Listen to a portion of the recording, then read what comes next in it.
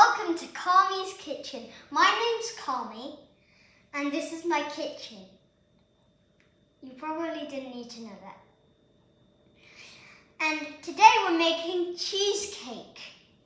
The first step is to bash the biscuits. We're going to do that now.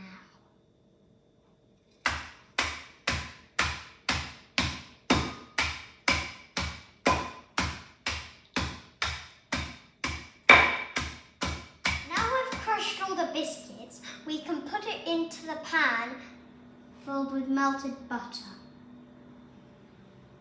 It smells like melted butter. It looks like melted butter, so it is melted butter.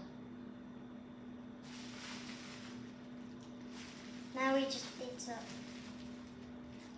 pour this in and stir it in. Then we can put it in the cake tin. Because it is cheesecake, not cheese biscuits. That would just be weird. Get in. Get. Yeah.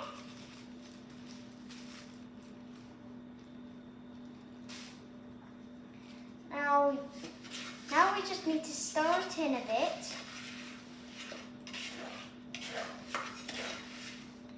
Make sure all of the biscuit gets mixed with the butter, not just a little bit. We need all of the biscuit mixed in. Can you see? Now it's just like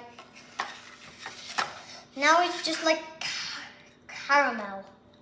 It looks like caramel, but it still smells like digestives.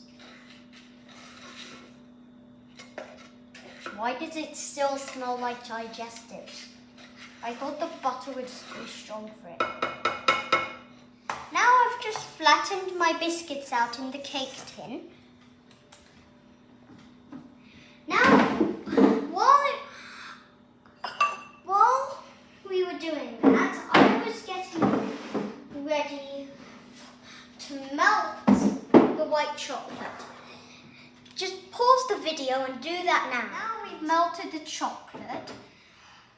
I haven't actually melted it fully. But here's a quick baking tip. If you want the chocolate, if you're getting impatient and you want the chocolate to melt faster, cover the melted chocolate, which is hot, in the unmelted chocolate. And if you're doing it like me, the melted chocolate will act as boiling water, letting it melt more quickly. Okay, now we're going to whisk the mascarpone cheese with the icing sugar.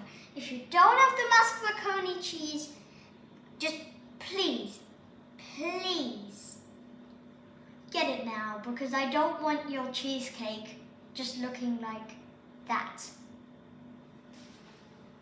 Now we're going to whisk it together. I've put it in my metal bowl with my metal whisk. That's a lot of metal. Anyway, I would recommend putting it on setting 1 or level 1 or level 2, because we don't want it going everywhere, like flour does if you put it into a tiny bowl and it just smokes up. Hang on, it's not on. It wasn't on. There. Like that. Every now and then, you should grab a spatula like this and just scrape all of it off, or it's not really going to combine with it. I'm going on to 2, okay? Okay, just saying, if you want to get the melted chocolate in, you should really ask an adult to do it. I got permission from my parents to do it. So, you should either have permission from your parents or have someone helping you. Otherwise, you're probably going to get grounded. Anyway, again, you should put this on a low setting or level because we don't want it to go up in the air like the flour.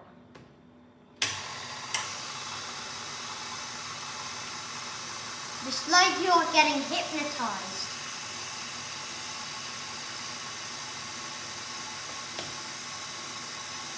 It's making like this white paste. Can you see? Now can you see? I think you can now. You can see there are loads of lumps. So after, I would get a spoon and just mushle the lumps with the back of it against the sides of the bowl. That'll turn it into the smooth paste. Now that it's always thin, we're gonna put the melted white chocolate in. And you have no excuse not to have this because I literally just talked you through melting it. Now we're gonna spoon this and smooth it out on the biscuits. So here's the finished thing. Oh, if you want to, you can get some caster sugar. You can mix it in with some like blackberries. That would make a really good topping. By the way, you need to cook the blackberries, if I were you, because then it would get all the juice over the mascarpone cheese, giving it some texture. Oh, and I just remembered, we need to put it in the fridge for 30 minutes. Or you could put it in the fridge for whenever you're going to serve it. Because in my case, I'm going to serve it tomorrow. So I could just put it in the fridge for a load of time and not worry about it. Now that we've finished the body of the cheesecake itself, we need to do the topping. First step is to pour the sugar and your blackberries. All the ingredients are in the description below. So just please look in the description below before you complain to YouTube. That would be a huge favor. Just cook them under a low heat for 2 minutes and then they'll be ready. Oh, and you need to stir them a lot. So all of the blackberries are covered in the sugar. So it's like sugary blackberries. I just noticed. Why are we using, shouldn't the icing sugar be used for this? I just don't get it. Anyway, that's what the recipe says.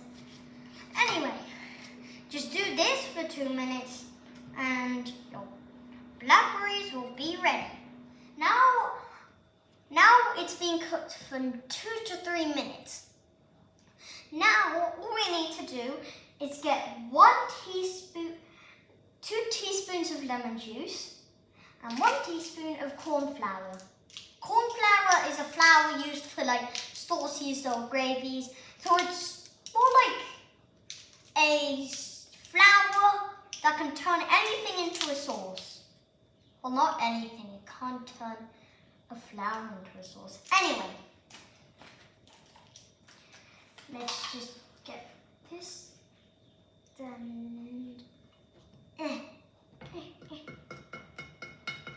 I would recommend using 2 different measuring spoons because if you do the lemon juice first, the corn flour will stick to the spoon and you won't get the proper dose. And 1 and 2. Again, we need to stir it and cook it for 2 to 3 minutes. This recipe is so annoying.